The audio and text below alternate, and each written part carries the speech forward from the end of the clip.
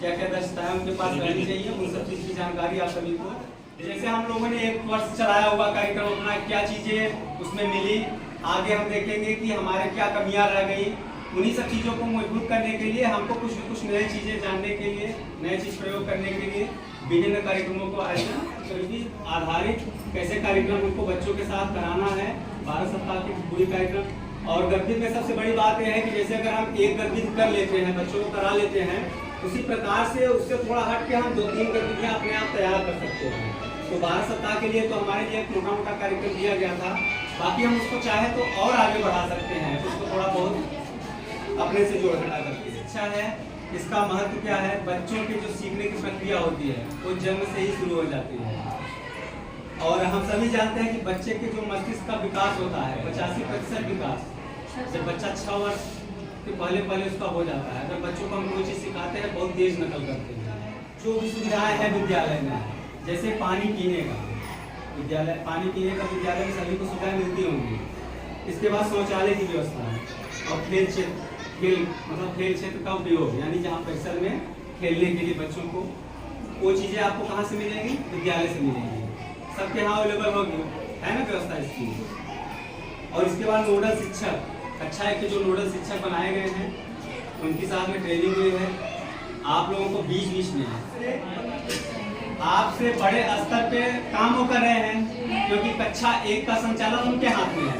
और जो कक्षा 3 साल से बच्चे, 6 साल के बच्चे आपके हाथ में है। अब जो चीज़ें अगर वो जो कर रहे हैं, गतिविधियाँ वगैरह जो भी है आपको बताएंगे, वो आप अपने बच्चे को करेंगे। वो बच्चा जब सीख के 6 वर्ष बाद वहाँ निकलेगा तो काफ़ी प्रिपेयर रहेगा। और जो चीज़ें आपको भाषाई और अंकीय ज्ञान कराना है, आप मौखिक स्तर पे अगर उनको थोड़ा कराते रहेंगे इधर, तो कक्षा 1 में जाकर मजबूत हो जाएगा। ये चीज़ें उनको आपको बतानी है। हाँ, ये चीज़ें अच्छी चीज़ है, क्योंकि प्राइमरी, प्री प्राइमरी और कक्षा 1 का मतलब खेल वाला कार्यक्रम ऐसा है कि जिसमें 4 से 5, 6 से और 5 से 6 वर्ष जो बड़े बच्चे हैं उनको कक्षा 1 के बच्चों को के साथ शामिल करके हमको सामूहिक गतिविधि करानी है। बच्चा जब 6 वर्ष का हो जाएगा तो उनका विद्यालय अपने उसी परिसर में, उसी विद्यालय में कक्षा 1 में एडमिशन कराना, वो भी बहुत बड़ी जिम्मेदारी है।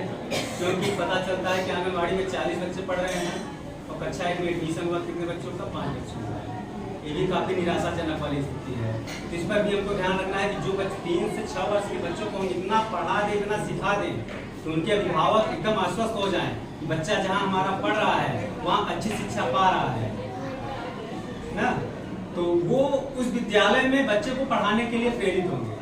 उसकी थीम क्या है, सप्ताह 1 से 4 मैं और मेरा परिवार, लिख लीजिए चाहे तो, मैं और मेरा परिवार। सप्ताह 1 से 4 तक में ये कार्यक्रम कराना है। आंगनवाड़ी में जो बच्चे पढ़ रहे हैं उनके साथ ये कार्यक्रम होगा। मैं और मेरा परिवार है, तो बच्चों की कल्पना क्या रहती है। जैसे मान लीजिए कि कल संडे है, आज सैटरडे है, तो आप बच्चों से पूछिए कि आपको कल छुट्टी होगी तो कैसा लगेगा आपको। इन सब चीज़ के बारे में बच्चों से आप पूछेंगे, बच्चे कुछ न कुछ बताएंगे। तो इस पे भी आपको चर्चा करनी है, कहानी पर चर्चा करना है। कोई कहानी बना के कुछ कहानी आप 1 से 4 सप्ताह का ही बीच का कार्यक्रम है कि मैं और मेरा परिवार, इस बीच में जो कार्यक्रम कराना है उसके बारे में चर्चा कर रहे हैं। अपने प्रियजनों के बारे में बताना है, जो बच्चा जिसको मानता है, जो उसके संबंधी हैं उनके बारे में बताएगा, उनसे आप चर्चा करेंगे। क्रमबद्धता, आप किस नंबर पे हैं अपने घर में, भाइयों में बहनों में किस नंबर पे हैं, छोटे हैं कि बड़े हैं, आपसे छोटा कौन है, बड़ा कौन है, आपके घर में सबसे बड़े कौन हैं। इस प्रकार से क्रमबद्धता के बारे में बताना है बच्चों को। बच्चा बताएगा कि हम 3 भाई बहन हैं, हमारा दूसरा नंबर मतलब है, हमसे बड़े 1 भाई हैं, 2 भाई हैं, बड़े छोटे की अवधारणा को स्पष्ट करना है। इसके बाद कौन कैसे करता है, ठीक है। इस चीज पे कौन कैसे करने का मतलब है कि कोई भी एक चीज आप एक्टिविटी, कोई भी काम ले लीजिए, उस पर आप सभी बच्चों से चर्चा करिए कि आप ये काम कैसे करते हैं। अगले बच्चों को खड़े करिए, वो सब अगला अपना अलग सब चीज बताएंगे। और इसके बाद माताओं के लिए आपको निर्देश है, माताओं जो आप माता का उनकी कार्यक्रम करेंगे, माताओं को बताएंगे कैसे करता है। एक कोई हाँ, क्या चीज? कौन कैसे करता है? कोई एक गद्दी ले लीजिए। आप कैसे पानी पीते हैं, आप कैसे मंजन करते हैं, बहुत सी चीजें हैं। आप कैसे सोते हैं, आप कैसे स्कूल आते हैं, कोई एक टॉपिक उठा लीजिए, सभी बच्चों से बारी बारी पूछ लीजिए, सब 10 प्रकार के अलग अलग अपना उत्तर देंगे। माता उन्मुखीकरण में आप माता के लिए संदेश क्या है, उनको ये थीम बताएंगे आप बच्चों को। जैसे 1 सप्ताह से 4 सप्ताह आपको पहला सप्ताह कंफर्म हो, मतलब 1 सप्ताह से 4 सप्ताह के लिए थीम आपको जानकारी हो गई कि चलाना है मैं और मेरा परिवार। अब जब का 1 सप्ताह से 4 सप्ताह का ही जो भी कार्यक्रम है आपको ये 4 सप्ताह का ही है। लास्ट में आप कार्यक्रम कराएंगे तो माताओं को एक चीज विशेष तौर से बता दीजिएगा कि बच्चों के साथ स्कूल में क्या हो रहा है इस पर बात जरूर करें कि आज आपको स्कूल में क्या चीज सिखाया है। केवल एक चीज आपको ये चीज माताओं को से बात करिए माताओं से, ठीक है। इसके बाद घर के अंदर बच्चे कैसे खेलते हैं, कौन कौन से खेल खेलते हैं, कुछ खेल आप बता दीजिए। लूडो वगैरह है, इंडोर आउटडोर। हाँ इंडोर आउटडोर वो तो सब बताया गया है आपको ना, इसी वाले कार्यक्रम में बताए गए हैं कौन कौन से खेल, और आपकी पहल पुस्तिका में भी काफी चीज खेल दिया गया उसमें। तो घर के अंदर बच्चे कौन कौन खेल खेलते हैं उसके बारे में चर्चा करिएगा, और घर के बाहर कौन से खेल खेलते हैं उसके बारे में। जैसे आप कक्षाओं में अपने यहाँ स्कूल में कराते हैं, कुछ कक्षा के अंदर कराते हैं, कुछ कक्षा के बाहर कराते हैं, उस प्रकार से आप बच्चों से उस पर चर्चा करेंगे। 1 सप्ताह के लिए फल और सब्जियां, फल और सब्जी के बारे में चर्चा करनी है, स्वाद पहचानना है, ठीक है। स्वाद पहचानने के लिए मरचा कैसा लगता है, अंगूर कैसा लगता है, सेब कैसा लगता है, तमाम प्रकार के फल हैं उन पर चर्चा करनी है। जोड़ी बनाना है, जोड़ी बनाने का मतलब है 2-2 लोगों से अपना करवा के पूछ सकते हैं। रंग, आकार, स्वाद, बनावट 4 चीजें हैं। रंग कैसा है, बनावट कैसी है, स्वाद कैसा है, ठीक है, और आकार उसका कैसा है, गोलाकार है, अंडाकार है, चक्राकार, जो भी है वो सब चीजों के बारे में चर्चा करना है। इससे बच्चे रंग भी पहचान जाएंगे ना, गंध भी पहचानेंगे, स्वाद में कम ज्यादा, छोटा बड़ा, मोटा पतला, हल्का भारी, इन सब के बारे में भी उसी दौरान बताना है। ये है मेरे अच्छे बाबा, ये है मेरे अच्छे बाबा, ये है मेरी माँ, ये है मेरी नानी, ये है मेरी दादी माँ, ये है मेरी दादी माँ, ये है मेरी दादी माँ, ये है मेरी दादी माँ, ये है मेरे अच्छे पापा, ये है मेरे अच्छे पापा, ये है मेरे अच्छे पापा, ये है मेरे अच्छे पापा, ये है मेरी प्यारी माँ, ये है मेरी प्यारी माँ, ये है मेरी प्यारी माँ, ये है मेरी प्यारी ये माँ, है मेरा छोटा भैया, ये है मेरा छोटा भैया, ये है मेरा छोटा भैया, ये है मेरा छोटा भैया, नाचे ताता खैया, नाचे ताता खैया, नाचे ताता खैया, नाचे ताता खैया, ये है मेरा पूरा परिवार। ये है मेरा पूरा परिवार। बता दीजिए इसके बारे में कैसे चला।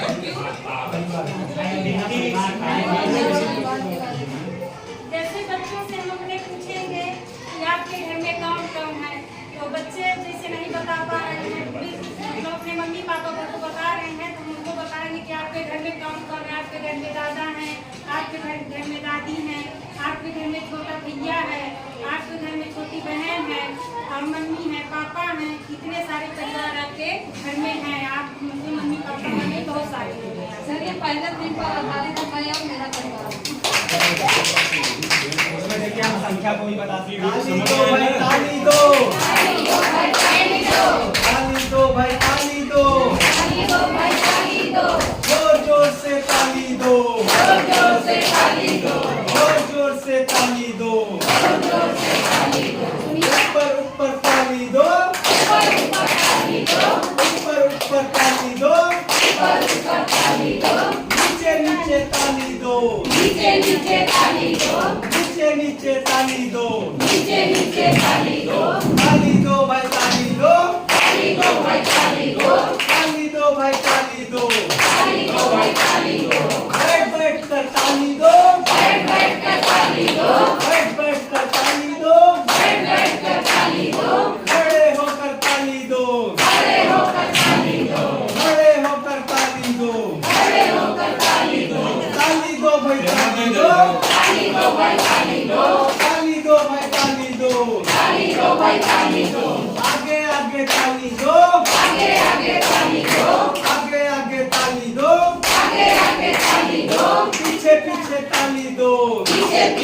ताली दो, पीछे पीछे ताली दो, पीछे पीछे ताली दो, ताली दो भाई ताली दो, ताली दो भाई ताली दो, जोर जोर से ताली दो, जोर जोर से ताली दो।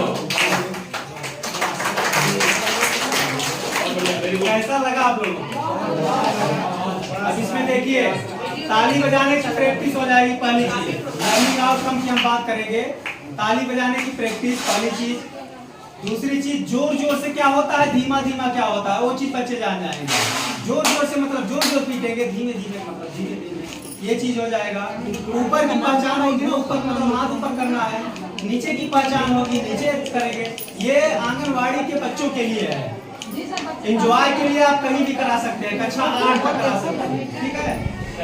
और ताली बजाने बैठ से कर ताली देना है, खड़े होकर ताली देना है, ताली बजाने से जो मोटिवेट है वो भी कम हो जाएगा। बहुत मोटी इसके बाद भी कम, वेट भी सब कुछ कम हो जाए। जैसे बच्चा 3 वर्ष का है, बैठ बैठ कर ताली दो, बैठा देना है, बैठ बैठ जाएगा बच्चा।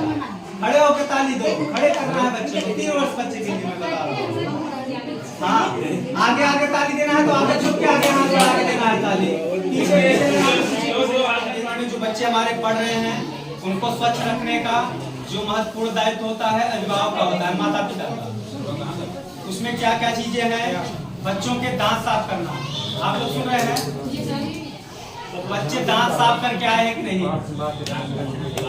मतलब अगर बच्चों से हम कह दें कि बेटा अपना दांत खोल के दिखाओ, समझ में आ जाता है पीला है, साफ किया नहीं। बच्चों से हम पूछ लीजिए, पहले तुमको धीरे धीरे अगर हम मोटिवेट करेंगे तो बच्चा झूठ नहीं बोलेगा।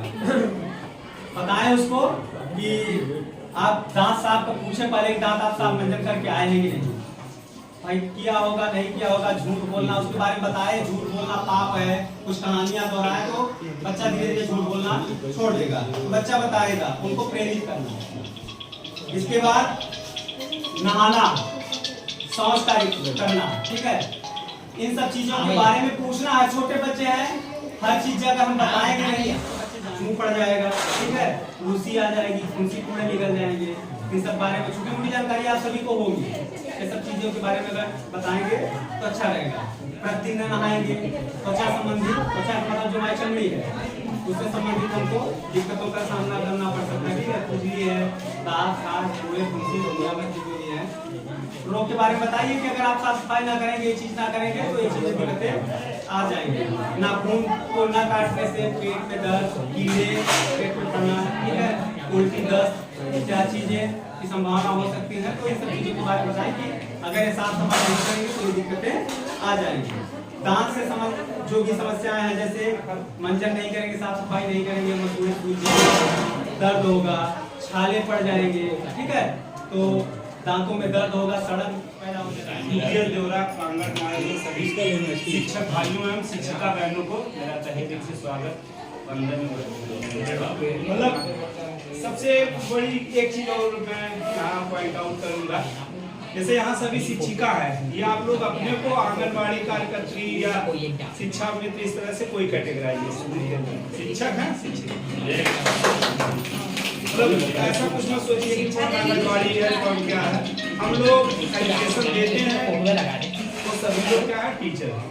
और तो मान लीजिए जो डिफरेंशिएशन है वो अलग है, तो इसीलिए मैंने बस शिक्षक और शिक्षिका संबोधन किया। आप लोग ये ना सोचिएगा कि आंगनबाड़ी बोले नहीं सर, उनका स्वागत नहीं करना है क्या।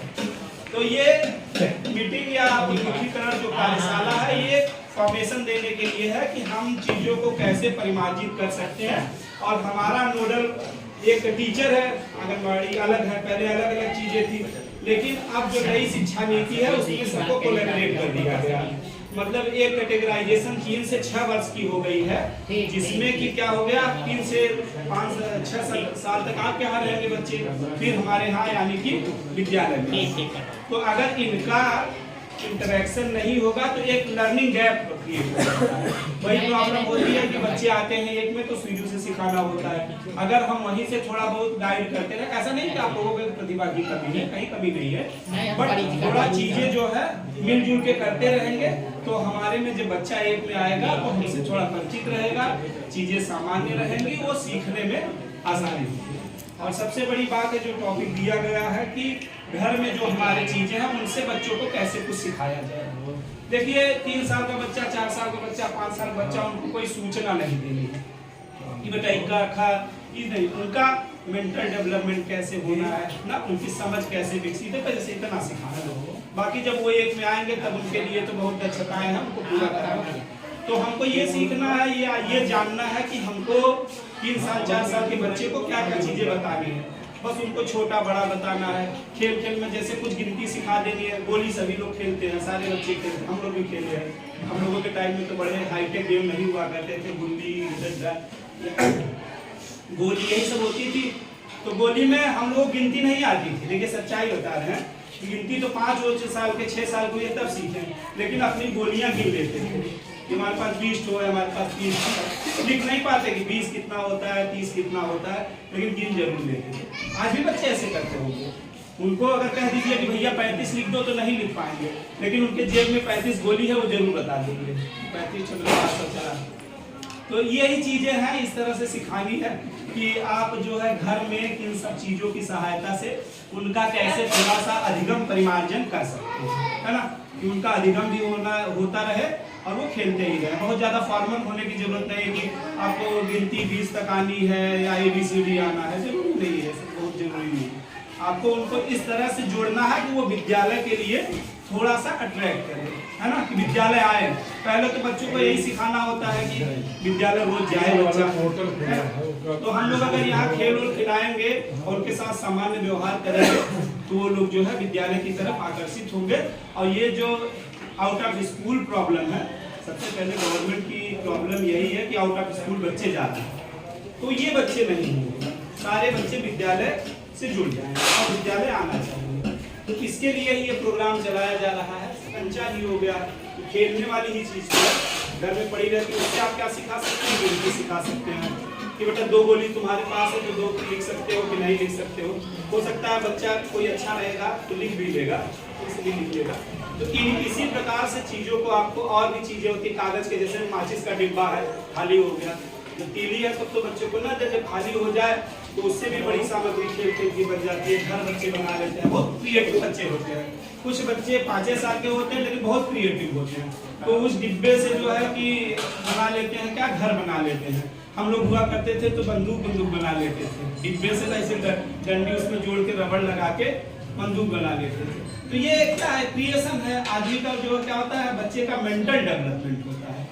उसका अल्टीमेटली कोई गोल नहीं अचीव होगा, लेकिन उसका मेंटल डेवलपमेंट अच्छा होगा और चीजों को सोचना सीख जाएगा कि हम माचिस की डिब्बी से क्या बना सकते हैं। आयताकार वर्ग बना लिया, घर बना लिया और ट्रायंगल बना लिया काट के लकड़ी और इसकी सहायता से। तो इन सब चीजों का क्या होता है, उसके मन में थोड़ा सा आकृतियों का क्या होता है, फॉर्मेशन। आयाम क्या क्या है, मौखिक भाषा, पठन और लेखन।